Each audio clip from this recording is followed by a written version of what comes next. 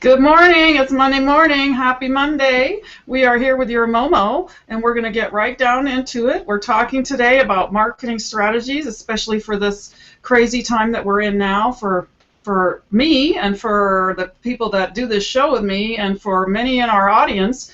We are over age 50 and we are sometimes a little bit challenged by all this new stuff because we grew up with Leave It to Beaver and television ads, and you could believe everything you heard when it came to marketing, and things are way, way different now. So I am going to turn it right on over to James McFadden, who's going to introduce our topic, and I'll be diving in asking questions, I'm sure. But before we do that, Linda, why don't you say hi, and then James, take it away. All right, well, good morning. Happy Monday momentum to everybody. This is a topic that is so timely these days. You know, people think they can set it and forget it and don't really need to do any marketing because you know what? The social media accounts and the website does it all for them. So I'm sure we're going to learn a lot from James this morning. Woohoo, thanks, Linda. Okay, James, it's all yours. Catch the All ball. right, I certainly hope so. Excited to be here. I think one of the things I've been in marketing for 30 years now, and I haven't always worked in the marketing industry. I've several times taken little sabbaticals or detours to do my own projects, have my own companies, get a real job for a while, whatever that might have been. But at the heart of just about everything I've done has been developing a marketing strategy or a system for communicating. And I think that's one of the things that we need to do in today's fast-paced kind of society is it has more to do with developing a good, well-defined strategy for having a conversation with your potential clients or nurturing your existing clients. And it has a lot less to do with putting an ad out. And I think that's where a lot of people convolute sometimes the principle or the idea of marketing and advertising. They're two very distinct, different processes.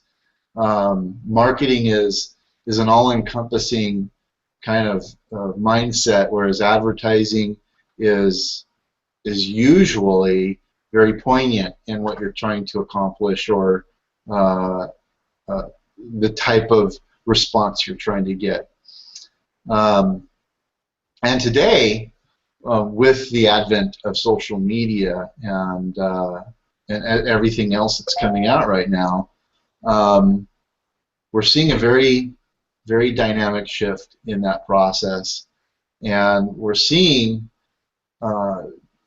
businesses growing at a faster rate who are engaging in that process with customers, providing customers with information that would basically make it possible for them to do the work on their own if they wanted to, but 9 times out of 10 we don't have the bandwidth or the time to do all of that ourselves. For instance, you see a lot of videos now where plumbers are showing you how to fix your plumbing, and electricians are trying to show you how to do your electrical wiring, and all these different things. In fact, I just had a recent conversation with somebody. I don't think there's a question now that hasn't been asked, that hasn't been answered. And so the amount of information on the internet is incredible, and there's really no questions that we can ask Google that Google can't answer for us in one way or another. But it's in that process, if you are the provider of the answer, in the long run, you're also in a position to nurture a relationship with those followers, if you will, that is going to lead to real physical opportunities to assist people, because you know what, you teach me how to fix my leaky faucet, and I fix my leaky faucet. That's awesome. But if tomorrow my main line blows up, I'm not interested in fixing that, and I'm going to look, who was that guy? That guy who has that blog, who I learned how to do my fix my leaky faucet, and he's the guy I want to call. So could I interrupt? Yeah, please. Because I know that you prepared a lot of material. I'm backing off. And I don't derail you. I want to also, sort of remind the audience and all of us that we are mostly people working from home, like you just said a minute ago. A lot of us are doing a lot of it ourselves and trying to figure out exactly how to master what we need to master in order to become visible, to make an impact, or enough of one where people turn and look at our stuff, our website, our YouTube channel. So do you have perhaps one or two like really big important things that solopreneurs, entrepreneurs, maybe even baby boomers over age 50 would really benefit from knowing if they haven't already figured it out? Like I know there are still people out there that really aren't using social media at all, and it's like, okay, you need to, sort of. That's one of them I would throw out there. Anything like that, James, that you just want to make sure, number one, number two, for that audience? Well, certainly having a good presence on Facebook, Twitter, if you understand Twitter, and I love Twitter, I get Twitter. Twitter's kind of like when you're driving down the freeway, you see something that catches your eye, you want to share it with somebody, but you don't want to have this long conversation, and you're able to make a point, share that with somebody. And I was just actually, Google's Plus has rolled out some new stuff this morning that I hadn't even gotten my head wrapped around. It just literally clicked on the new screen. But I guess the one thing I would say in all of that is be real. Don't be a salesman. We see too much, even today, we see a lot of people on Facebook that it's really akin to spamming. The way that people will talk or share things, but it's those who share things from a genuine place, that talk from a genuine place. Those are the individuals that are getting the followers. Those are the people that are getting traction in the response and the interactions that they're looking to achieve. If you're always trying to sell, and it's always about selling, and it's always about me, sell me, buy me, we, I think, across the board have become very averse to that in a lot of ways. So yes, Facebook, there's people that have built empires to a degree on using social media and Facebook. But they're coming from a real place, they're coming from a real need, they're addressing people's interests, and they're not just out there putting out, buy this shirt or buy these shoes or check out these sunglasses or whatever that might be. So between that and all of this can be done through Facebook. It can be done through Google Plus, if you're familiar with that, Twitter. But Facebook, I guess, in a lot of respects, is still one of the primary drivers. One of the things we've been working on, and one of the things I think you're going to start to see a lot more of, is places where you can share your expertise in a very professional setting. Content marketing is what is getting the largest response to the time invested, if you will. And what content marketing is simply articles, You read articles every day. In fact, 90% of the posts on Facebook are pointing to articles that people are reading, sharing, and conversations that people are having. Forgive me again. Yeah, I'm no. done. Isn't what we're doing right here also content marketing? I mean, we're not publishing articles, though we could transcribe these videos, but this is content, and it's going up there. Am I missing something, or? No, you hit the nail on the head. This is content marketing. This is sharing expertise, sharing information, and doing it from a genuine place. This is something we all love to do, and we look forward to doing it.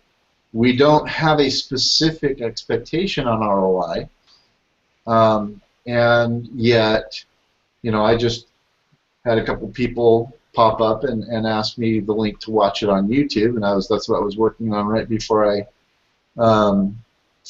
right before we came on. So that's what people are interested in. That's what people are attracted to,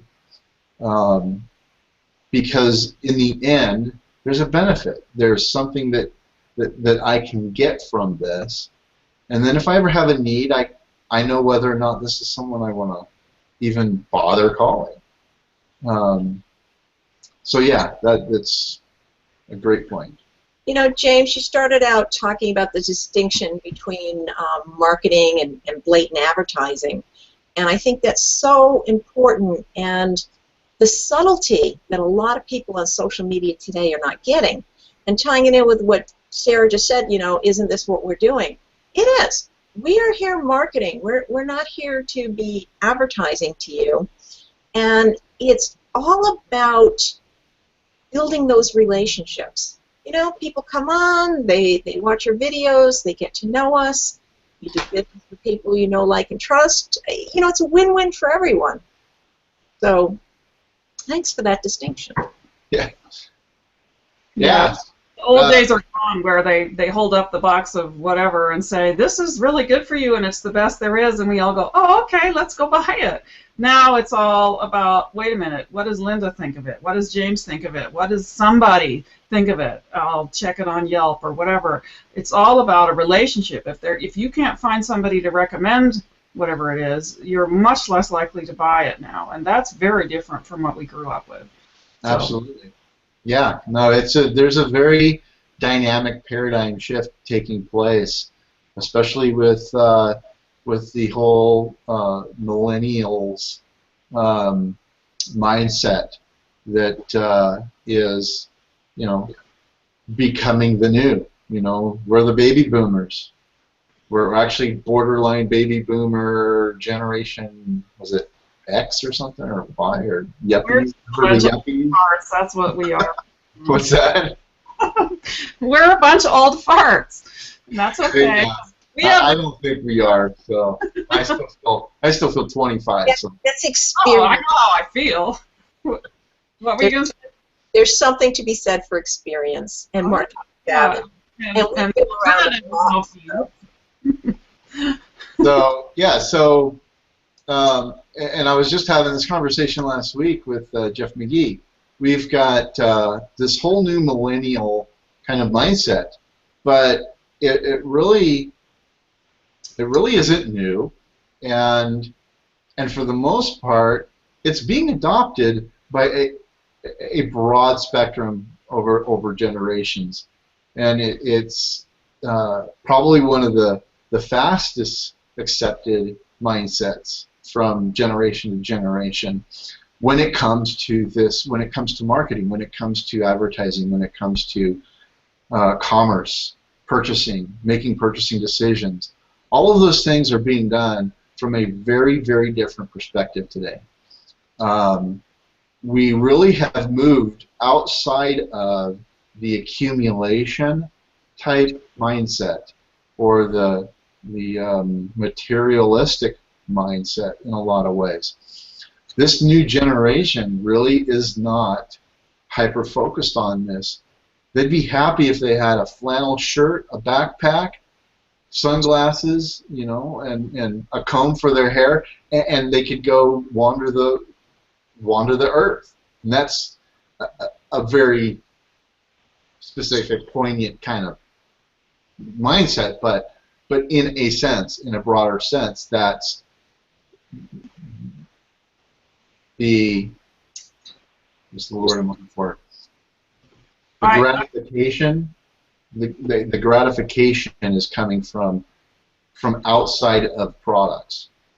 Yeah, well, I think you could say that the shift from the culture of consumption to a culture of contribution is what we are lucky enough to be seeing, and those of us that are enjoying it as much as I know the three of us are perhaps, remembering those golden days in the 60s when we all thought love and peace was going to just like blanket the earth and we were going to be happy forever after. Some of those things are merging in a new way, at least that's the way I see it, because of the relationships, like I said, the complete transparency that you can now find.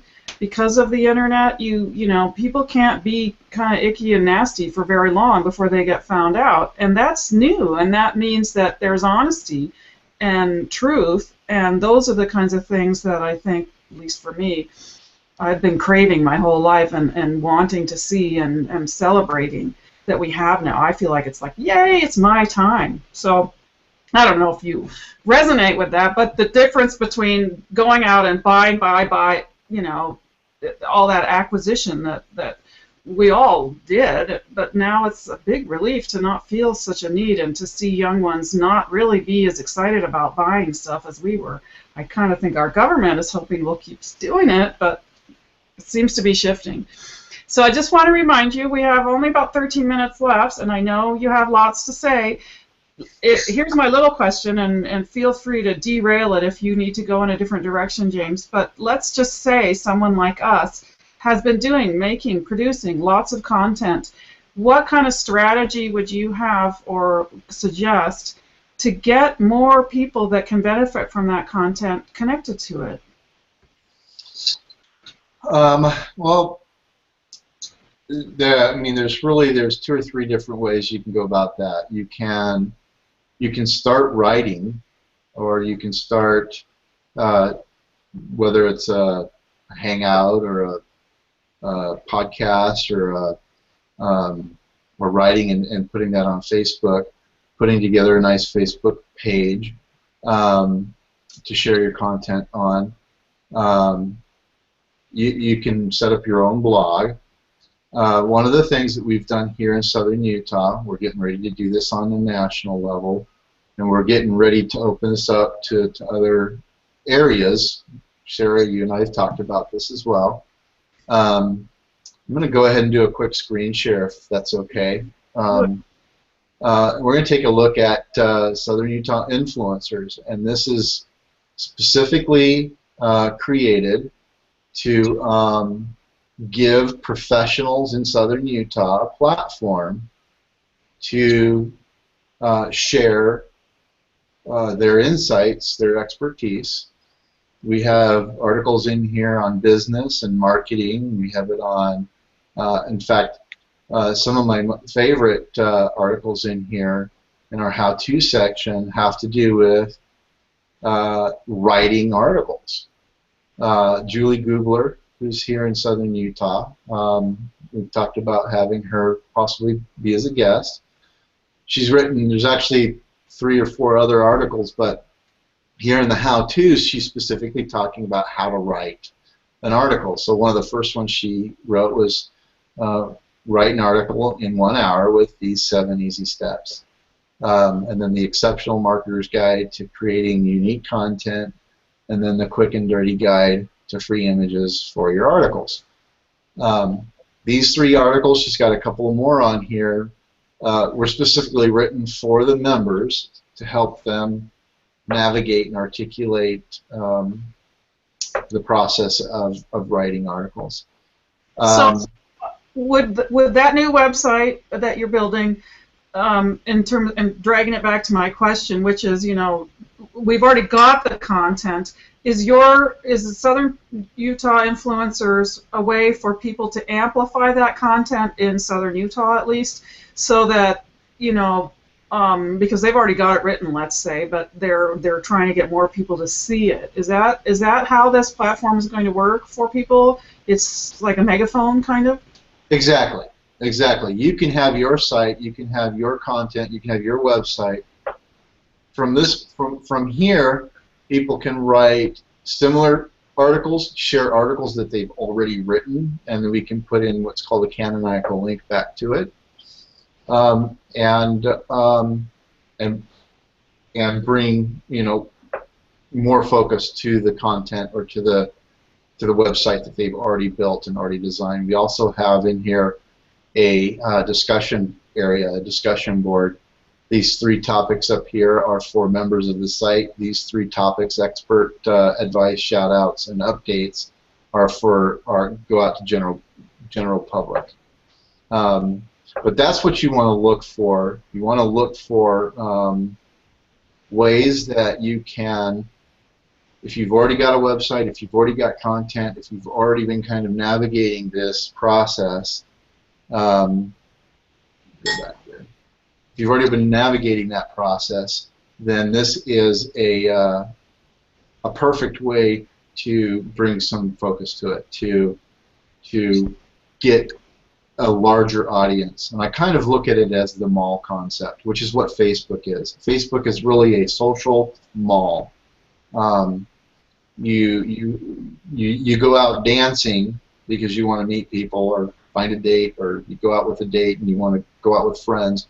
You go to a social mall, if you will, and you're able to meet more people, to build more relationships.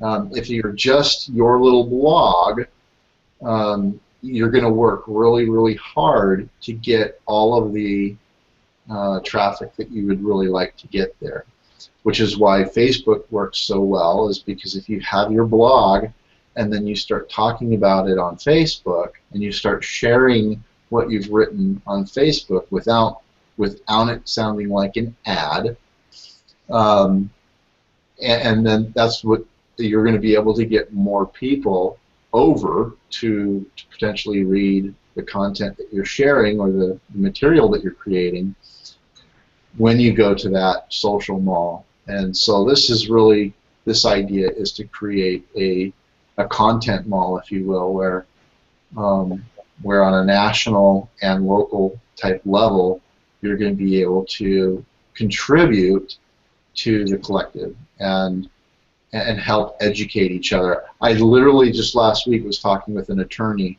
who cannot wait to start putting content on this because they're really starting to see the value of putting that expertise and that knowledge out there.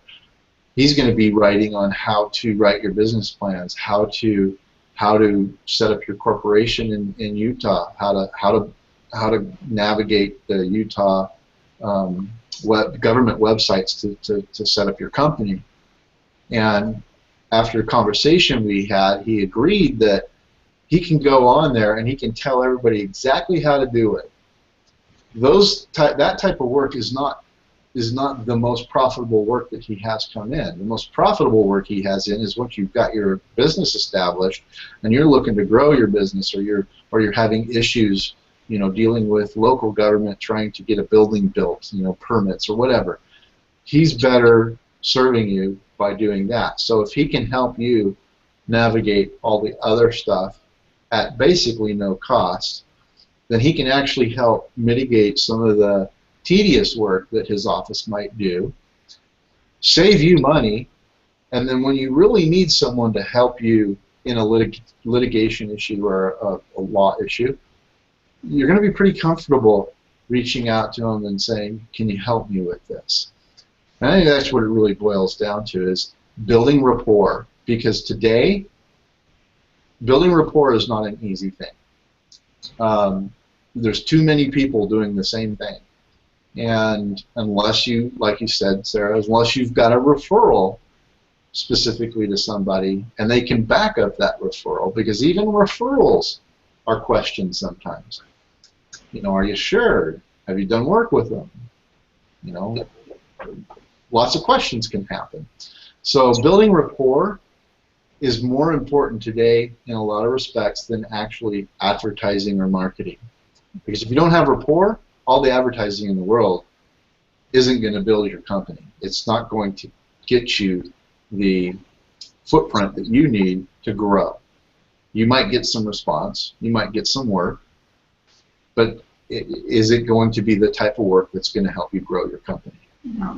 So it reminds me of something we were talking about a couple episodes back, and in part it's the you can use this to help you filter out or eliminate, even not in a permanent way, but those customers that are not your ideal customers. And they're maybe not your ideal customers because you're kind of bored with just typing up business plans. Even though you could do it all day long, you don't really want to do it. So if you can help them learn how to write their own business plan, and then they hire you because they love you, because you gave them so much value for free, when it's time to update that business plan or go, national from being a local business or whatever, and then you get your ideal client, which is doing some work that's a little bit more interesting, a little bit more challenging, and probably also pays more, and you don't have to spend time with the small little bitty stuff.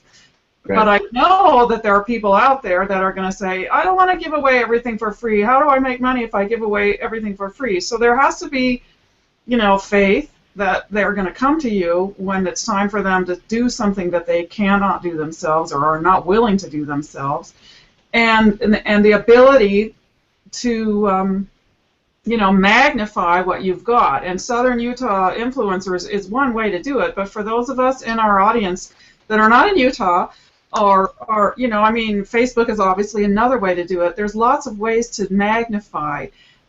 Is there anything else that you just want to throw at people that's more general, that people all across the planet could use now that we have 3 minutes left? Yeah, so I need to look into this some more. But I've been following some of the changes that Google Plus has been pursuing and morphing into. Google Plus has been a phenomenal platform for those who've really dived into it. And I'm hoping that, in a lot of respects, I'm ahead of the curve on this, but my understanding and my expectation is that Google Plus is going to become a platform to help launch you into this new content distribution, content marketing mindset. For a long time, Google has been on the cusp of this without even really knowing it. They're getting away from the social media side of it. They're not looking to be a Facebook. For a while they kind of were. But what they've noticed is people use them a lot for making comments, for commenting, for sharing, for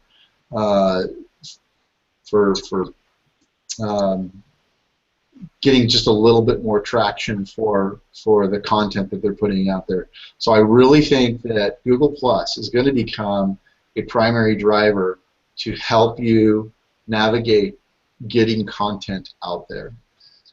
So you may need to revisit that because the new page, as far as I know, was just launched today or over the weekend. I just went there today. Mm-hmm. And anywhere you can find, whether it's Facebook or another local market type website that is, because you're going to start seeing a lot more of this. And there's a new site that we're short on time. Scott Duffy just wrote a new book called Content Marketing, and he's launching a site called content.market, or is it content.marketing? Content.market or content.marketing. I'm looking at it, it says content.marketing, but the URL is just something. Anyway, so there's going to be a lot of opportunities presenting themselves as we kind of move forward here. So just keep that on your radar, and I think you'll find the places that you're looking for. Great. Well, James, we're out of time. I mean, I would love to have you give one more important tidbit if you have one. But it just sounds like, what we've been doing here for over a year. I don't even know. Maybe we're getting close to 2 years. I'm kind of losing track. Google Hangouts, in part, the reason that I like them is because we have the powerhouse of Google behind it. They want to promote the stuff that they produce, and so since Google's kind of giant, I don't mind riding that train. And Google Plus is part of that, but it's been something that's, I haven't ever really mastered. And many people out there viewing may only be watching us on YouTube and not doing anything with Google Plus at all. So it sounds like it's time to take another look at that and see if it will help you grow your business. And maybe we'll be talking about that more in the future. Why don't you, I feel like Linda's probably burning to ask one or two things. How about it, Linda? Is there something you would like to throw at James before we say goodbye? Hey, overtime is the best thing in the world. We're getting ready for Thanksgiving. 5 minutes of overtime isn't going to kill anybody. No, it's not. Nobody. I'm sure it won't. So basically, what we've been talking about with content marketing, with creating videos or whatnot, it's really about building the credibility and trust with our prospective clients, and it's a way to sample our services. So when you think about whether you want to give away stuff or not, really think positively on it, because that's how people are going to come back to you and do more business. Old school marketing, James, I know you got the t-shirt on, promoting something there. Wait, keep it there, hold it up. It wasn't, there we go, Mega Pro, whatever that is. Good job. It's not quite subtle way, but it's also not in your face, buy this type thing. You're just kind of wearing it. So I think it's a cool way to do it. Just want to wish everybody a happy Thanksgiving and an awesome week.